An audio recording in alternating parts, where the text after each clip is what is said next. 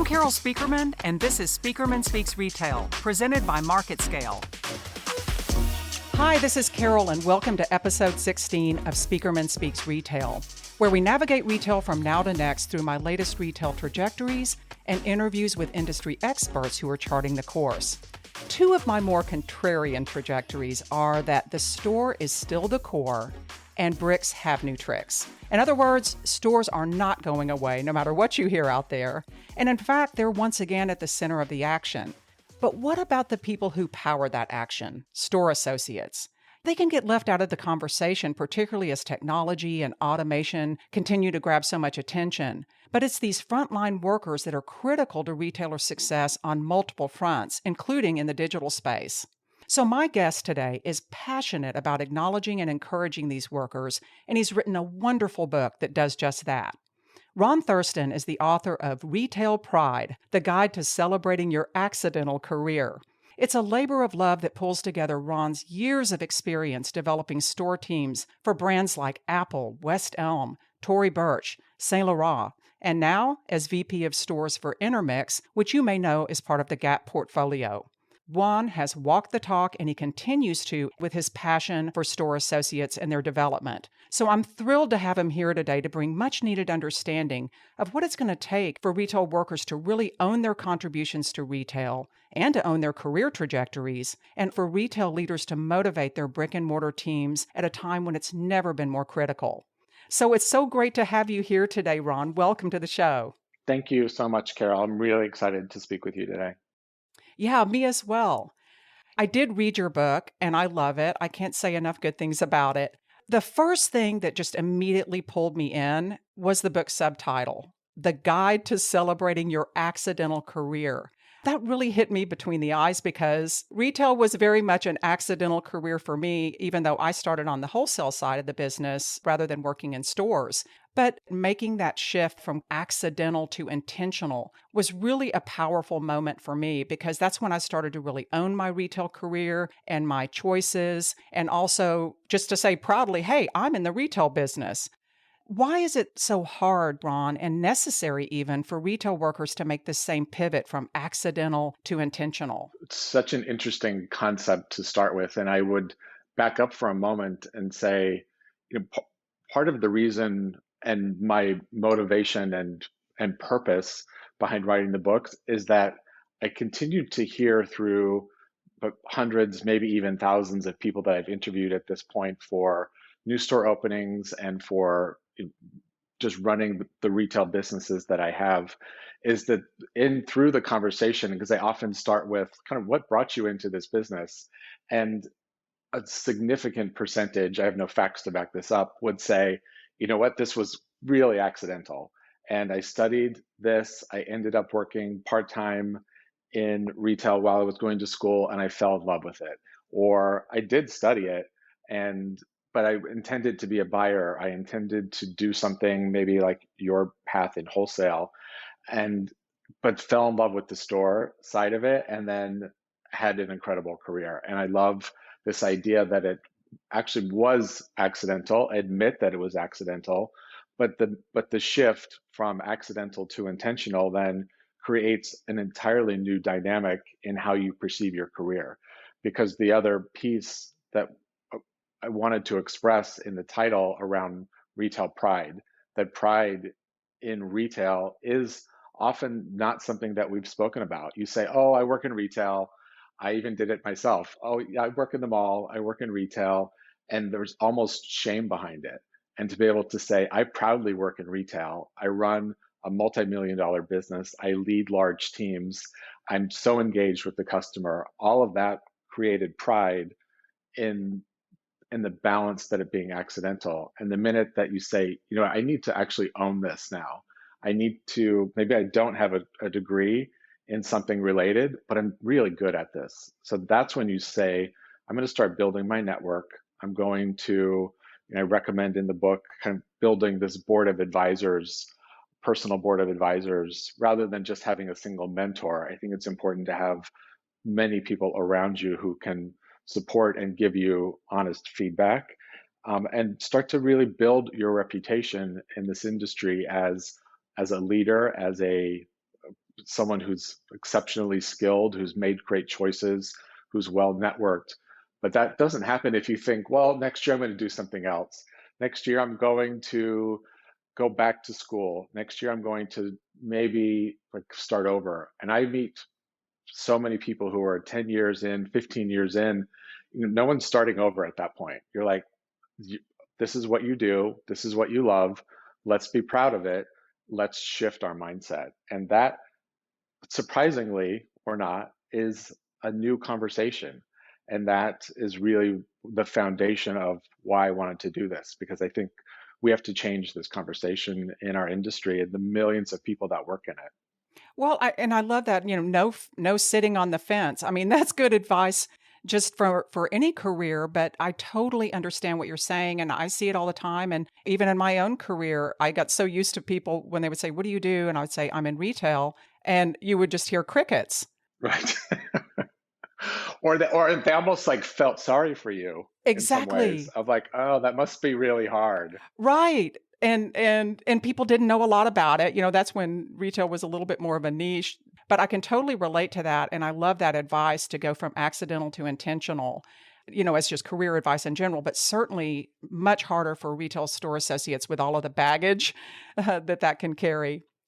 One other thing that I really love about the book is early on in the book, you acknowledge the COVID crisis, but I think there's been a lot of hype about how retail's been completely upended and all the rules are broken and, nothing that happened before applies anymore.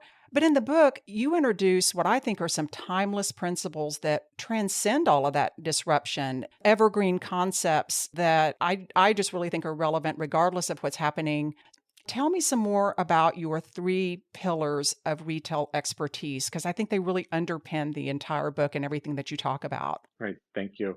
To back up for a moment, I was nearly the book I had finished in January, February, and had actually already been submitted to the publisher for first round of their feedback.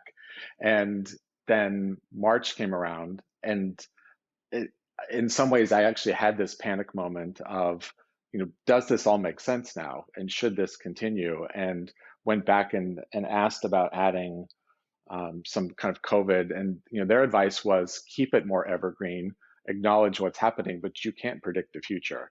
And this should be relevant today, 5 years from now, 10 years from now. And I really believe that it can be. But I built this idea that the book can be for anyone that works in retail. And that sounds very, very broad and very general. But if you think about what success looks like, what we do every day, whether you are part-time stock associate, sales, assistant manager, district manager, regional manager, you sit in a seat like mine, we all operate with this idea of like strong levels of empathy, being highly curious, and being exceptionally focused. And I apply those at every role and say, well, if I'm going to be highly empathetic in retail and how I lead a team, that I'm really having honest conversations. I'm really getting to the core of what is my team feeling, what is my customer feeling, and have just kind of the ability to connect effortlessly with people around you.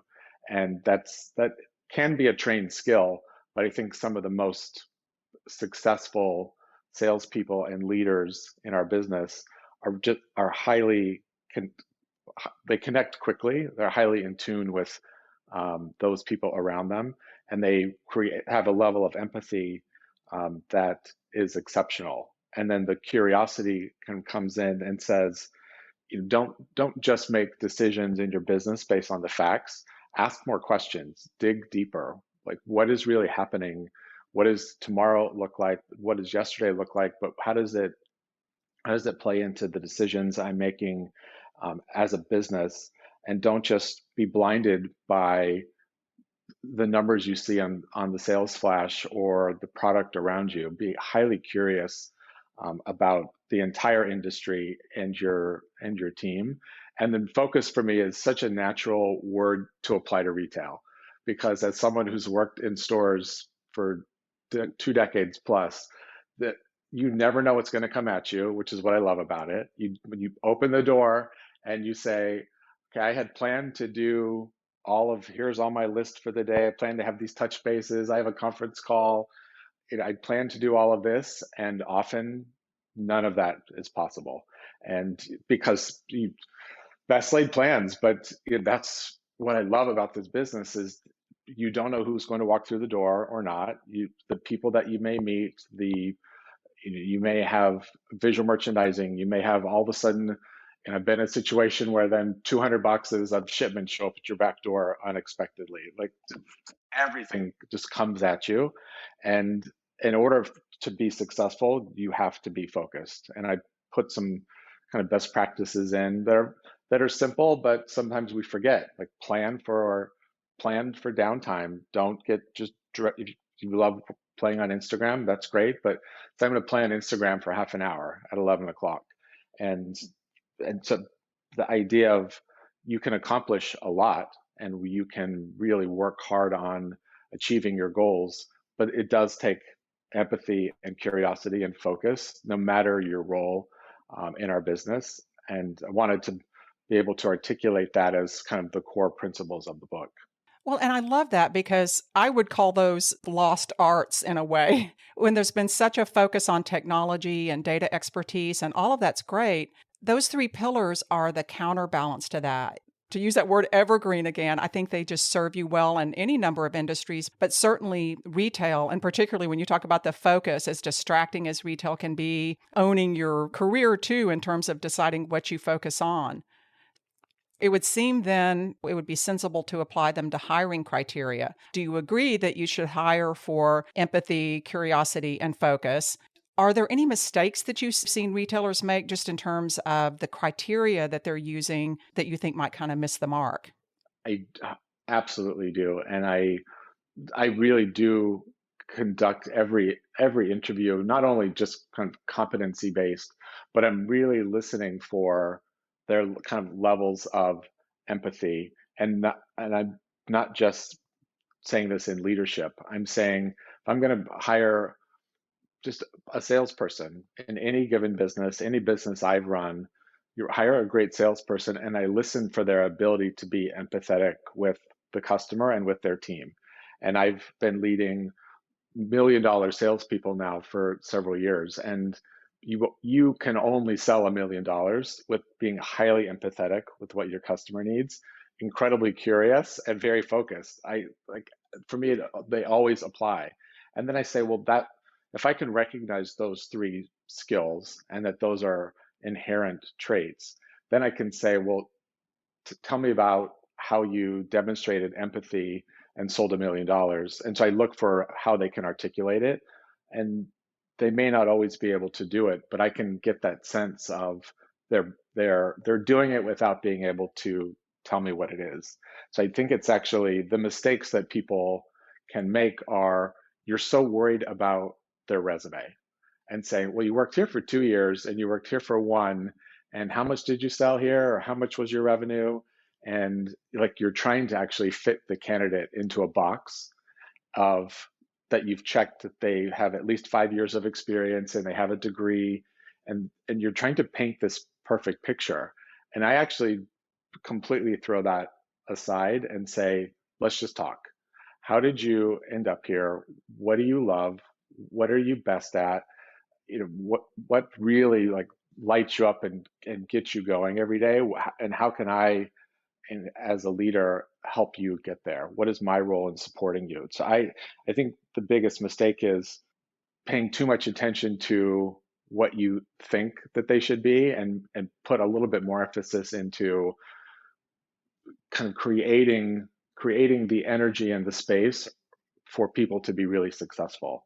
And the other part of, I think, building a team, and as I've opened so many stores in my career, this kind of magic that you create of you need different languages, you need different personalities, you need different backgrounds, you need all of this put together is this magic sauce that comes together, and that the customer then is so engaged with a team that comes from different points of view. I love that point. I love that point. In fact, when I talk to retailers, I always say that diversity is your friend if for no other reason than your customers want to see themselves in your stores. Correct. I mean, I could share numerous examples of, I've met people in my journey or on visits, and they have, maybe it's a stock role, a cashier role, something that's not as, say, customer facing. And am engaged and they're demonstrating like everything that I've just talked about. I'm like, why aren't you selling? You need to be in front of the customer every day. And said, well, like, let's give this guy a shot. I run a commission-based business today, and all of a sudden they're making more money than they've ever made because they never expected to actually be customer facing because they had no experience doing it. I'm like, and I've said it to managers. I'm like, let's give him a shot. Let's let her sell this weekend and see what she can do. And almost always it's a win. So don't be afraid of taking the risk and putting people that you think with a little stretch and a little encouragement could really, you've changed their life. And that's our job as leaders, is to find those opportunities to change people's lives. What's interesting, as you were talking, it dawned on me that that also requires empathy, curiosity, and focus on the part of retail leadership to not just pigeonhole team members and the folks that report to them, and instead to think of it more as a dynamic environment and a changeable environment that can continually be optimized. Correct. I don't think we have the luxury today in our business, and I'm speaking very broadly. And if I just say brick and mortar retail, we don't have the luxury now, as we think about 2021, to just sit and say, this is how it worked in 2019. I'm going to try to recreate that, or that this was our formula, and that we're going to stick to our formula because it worked. It's not going to work in how we engage with the client, how we engage with each other. We have to kind of be willing to throw things away and step back from what we thought was going to work. And if anything, this year has energized me in many ways to say, we have to be the best that we've ever been in this business now. We don't have the luxury of traffic in many of our businesses. We don't have the luxury of inventory levels or things that were really at our fingertips. We have to be the best we can in our own four walls with this team, and we're going to break some rules and we're going to deliver what we need to do. And that for me is very empowering. And I hope that message translates across our industry, that we have to mix this up. We have to break some rules and have hopefully some fun, which is very needed right now. Yeah, absolutely. And I love how you're bringing all of that down, though, to the environment that gets often left out of the conversation, the store environment and the store associates and the role that they play in all of that. I love that perspective. When I read the book, too, I think that so much of what you talk about applies across all different tiers of retail. But thinking about those bigger players, this is where I would think sometimes it's harder for store associates. Sometimes they could maybe feel like cogs in a wheel, and especially as technology and automation plays a bigger role and starts pushing into the store environment. And of course, there's some retailers that are very focused on the operations side of the business, so they may not even be acknowledging the contributions that their store associates can make. So how can you fight some of those dynamics in order to get the best out of your store teams? And the operational excellence that's required in those large businesses is very important. And so I think it's also recognizing that while I talk about people and culture and all the fun things, I recognize that there's a very important back of house, metric driven, process driven part of our business. And so I think it's actually saying, let's be the best possible version of ourselves operationally, that we are like highly organized, maybe say focused, highly organized, very planful, very process centric is piece of it. But then the whole other side on people is that's where I think the point around getting lost in the wheel is that we celebrate the metric and the operational efficiency before we celebrate people and culture. And I speak a little bit in the book around that your role can change culture regardless of what that is. You don't have to sit in my seat as a head of stores and change culture. Culture starts with everyone that joins a company. It's with every every conversation you have, every part of our business is connecting to each other. And so creating that sense of belonging, and setting really big goals, and having more questions, asking more questions, creates the culture side of a business that can be just as operational efficient. And I love those commercials on Amazon or about Amazon that are running now that kind of show these guys of like, I love working at Amazon because we have, you know, electric trucks, we're building this or we're doing this. So Amazon seems so black and white and so ops focused, and you feel like those people are lost, but they actually are trying to add a more human side of everyone that works there. And it's very possible. And I think every touch point along the way is you're having great conversations. You are asking how people are doing. You're creating feedback loops for culture. And so to never forget, there's always two sides to our business, and both are important. But for one, I think really has the people side of it has the biggest impact to the future and success of everything that we're doing today. Well, and it sounds to me like you're saying they're connected and bringing your associates along and having them be part of all of that rather than thinking of them operating in separate worlds. Yeah, I mean, imagine I still do call them like Ron's roundtables. So I'm visiting a city and I'd say, I want everyone who wants to like sit and have a roundtable with me, it's like sign up here. No managers allowed. And for me, those are my favorite conversations because people are more honest. They say, okay, safe environment. There's 10 of us here. Tell me everything that you hate about working here. And tell me everything that you love about it. Tell me how we can support you as a company. Give me some feedback on the leadership in this store. Like that is so empowering for leaders to ask those questions of teams that maybe it's an entire ops team that goes back and says, like, I got to sit and talk with Ron today, and he's going to change X, Y, and Z. And then 3 weeks later, I send a follow-up to them of say, thank you so much for your feedback. Here's what we're going to do differently as a company based on what you said. Like there isn't someone that works in an operations role that doesn't like that experience versus all of the kind of fun and fluff and celebrating all the $1 million sellers that I do too. But you have to be able to think of it in all aspects of your business. Everyone needs something different. And for me, that's such a fun, engaging way to keep all parts of the business moving in a positive direction. Well, and I love the personalization that you put in there, even just putting your name on it, Ron's Roundtables, Yeah. that you're owning the process. But to me, the big takeaway is, and the most empowering thing is that you circle back and actually discuss how you're acting on their feedback. Some of these bigger companies, they have ways of gathering feedback through different technologies and different platforms, but not necessarily in a way to where those associates feel heard. Right. It's true.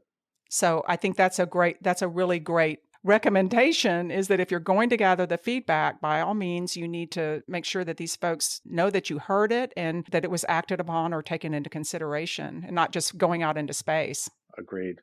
You hear it in exit interviews often of when someone's on their way out the door, someone from HR will ask them kind of why. And I have heard it before of, I provided this feedback. I had asked for this request.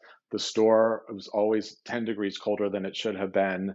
There's often a list, and they actually told people what to do. They told us as leaders why they weren't having a good experience, and we didn't do anything about it. And so they said, okay, I'm going to go somewhere else. And that I take such personal responsibility for that, of saying, you told us and we didn't do anything. And or you didn't feel like you had a voice to where we could hear it before it was too late. That too. And so the bigger an organization, the harder you have to work at this. And the bigger the teams you have, I was running an Apple store and I had 500 people that worked in that one store. And that's not unusual in Apple. But for me to stay connected to 500 people as a store manager every day takes an extraordinary amount of effort. And but the better you become at it, and you do it in larger groups, and you do it in ways where people always know what you're thinking, you're highly transparent. There's a way to stay connected to a larger audience just through your voice and through your actions and through your follow-up. So no excuses. No excuses. I'm sorry. Right. Yeah. Thinking about some of the dynamics that are happening in retail right now and some of the obstacles with COVID, discretionary categories like apparel, like fashion, where you have so much experience, have really taken a hit. What do you think is key to making these sales happen and driving businesses that are struggling right now? Everybody talks about the digital capabilities and how the business has shifted online, but store associates have to play some sort of a role in that. You're so steeped in those categories, and I would just love to get your perspective on how you can drive that business during these challenging times that are disproportionately impacting specific categories. They definitely are. I think the first thing you can always do, going back to the conversation we've had this whole time, ask more questions. Be really curious. What is your team hearing? What is the customer saying? Or the customer's not coming back in. So you've maybe lost a significant percentage of your client base who have chosen not to shop so far this year. How can you stay connected to them? But first and foremost, what is your team hearing, seeing, feeling? And then from there, the deepest dive probably into CRM data that you've ever had. Did the customer that was a store only customer move to web? Did that customer wait for you to reopen and is back in store? Did they become omni? And maybe they were omni prior, but now they're maybe shopping more web, less store. So I think that there's a way to continue to analyze your CRM data that says, okay, what is she shopping for? How is she shifted? What's going on in her life? What is her feedback to the store team? And how do we need to pivot as a business? And so brands like Intermix would really have taken an incredible turn and said, we know we were the night out category, the night out destination for everything you needed for the holiday season, of all your sparkle and shine. And we have really pivoted into being luxe lounge at home, calling it après all day and right now. Like this idea of being cozy and comfortable and you're at home and having a product assortment that does that. So at the same time, you're communicating to her in a way that feels relevant. You are changing your assortment. You're probably doing marketing outreach in unique ways. We're doing virtual fashion shows from kind of a lack of traditional New York Fashion Week business. We're recreating that digitally and inviting top clients to watch a fashion show on Zoom that we are styling ourselves and inviting her to shop. So there are all new ways to do this that you stay connected, you stay relevant, you stay engaged, and to say, I can't walk away from this business. We have to change our model to work, and we have to find new ways to keep that business coming through the door, in something that we couldn't have predicted. And it's taken an extraordinary amount of work to make that happen in all different channels. And I can appreciate what's happening. Well, I think that perhaps you could say on the bright side that there's an opportunity with all of the technology available for retailers to own that and create their own event marketing and excitement that isn't having to compete with all of that. It's true.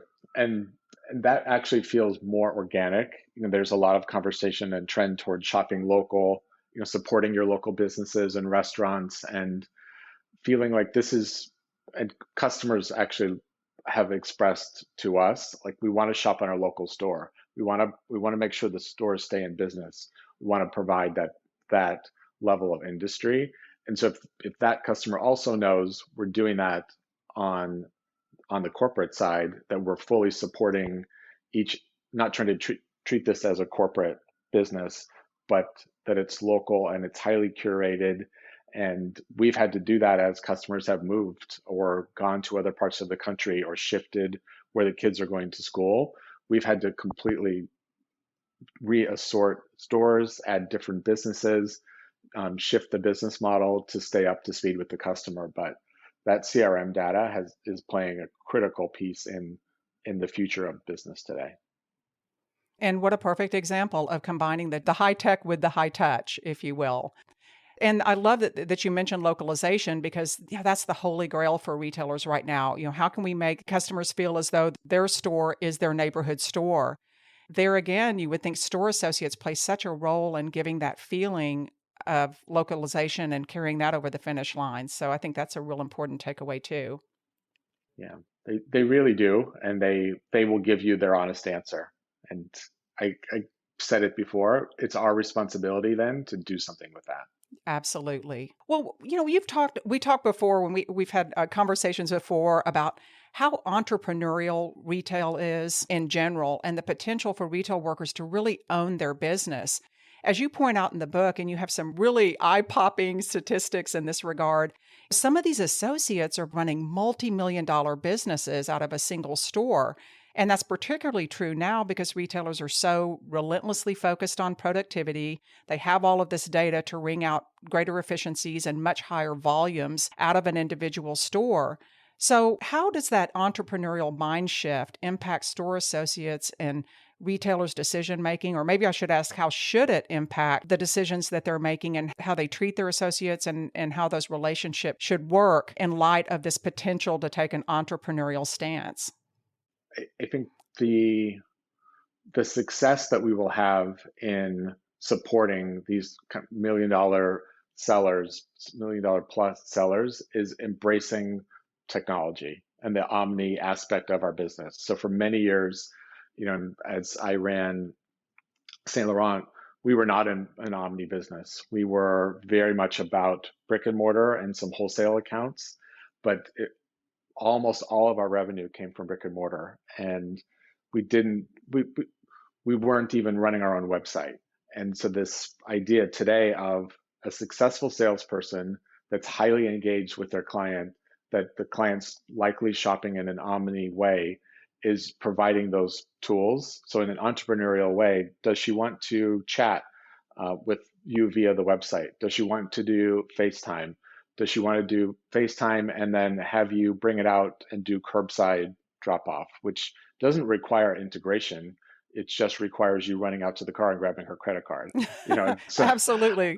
Very low tech. We had to figure that out. We didn't actually have the technology to do formal BOPUS or to do formal curbside. So you know what? Mobile POS can take you as far as outside the store. We're going to do that. If she doesn't want to come in, we're going to go out to the car. If she wants to send a consignment, if she wants us to chat with her through the website, let's provide you with the resources to do that. If we want to do different kind of VIP level gifting that's unique, or these, as I mentioned, like a virtual fashion show experiences, all of this is taking what a business that was existing in, I think, more of a single channel mindset, and saying, I want to embrace all the different ways that customers are shopping, but as a salesperson, I want to have access to understand how that works and to be paid for it. And so I can earn commission if I order through the website. I can earn commission if I chat with someone that comes through the website and then they order online. I can track that interaction and then make sure that I'm earning dollars for it. So I'm being very specific about a commissioned environment, but that it was the luxury has been the one that has been the most resistant, I think, to embracing omni capabilities. And today that's not an option. You have to be able to figure out, like, what are the best vendors, and there are incredible ones out there. What's my platform and how can I make this work? And so for me to go back even to my own team and say, I'm going to get every single one of you a company phone. We're going to figure out how to do clienteling digitally. You're going to learn how to chat through the website. Like, let's go, because she's not coming through the door. And that they've actually very much appreciated like other revenue streams, because that's their income, and that's my role to support them earning hopefully close to what they were earning last year. And that's really an important point, being open to shifting compensation models too. That's a whole other conversation, but how great that you're looking at all of that and how it translates to communication and to compensation. Because you can't just say, hey, start doing it this way, and no, you're not going to get any money for it. We just expect you to play along. Right. And it's just not how it works in that space. And it's upsetting, to them that of kind of what's happening when you lose clients. You lose a significant portion of your client that either moved or isn't comfortable shopping today in the fashion space. We have to find out ways to support them. Yeah, absolutely. And it also sounds like you're saying if your customers aren't coming to you, here's some technology that can help you go to your customer. Exactly. Exactly. And also meet them where they are. One of my trajectories that I talk a lot about is that high tech drives high touch.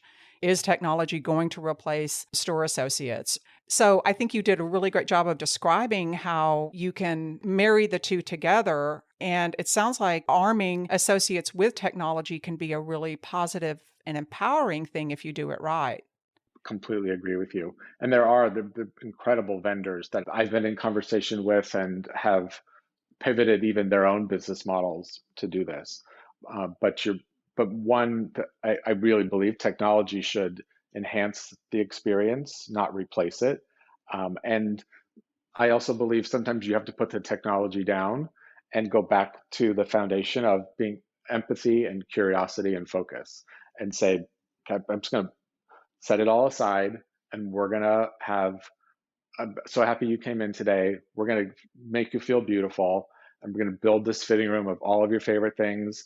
Whether you buy anything today or not is irrelevant. We're going to have an incredible experience together that is not technology based. And other times it's a pure text relationship. Other times it's all video. But what I see in my own business is I have hundreds of really successful salespeople who are trying to figure out a new way to sell and are making it happen. I get net promoter score surveys through. I got a whole bunch of them just this morning that were 100%, 10 out of 10. The service I received in the store was exceptional. And mentioning people by name, I got a dozen of them this morning. And that to me says, no matter the situation, I want to be able to encourage you to create these memorable experiences that are not about just selling something, that are making people feel better about whatever might be happening.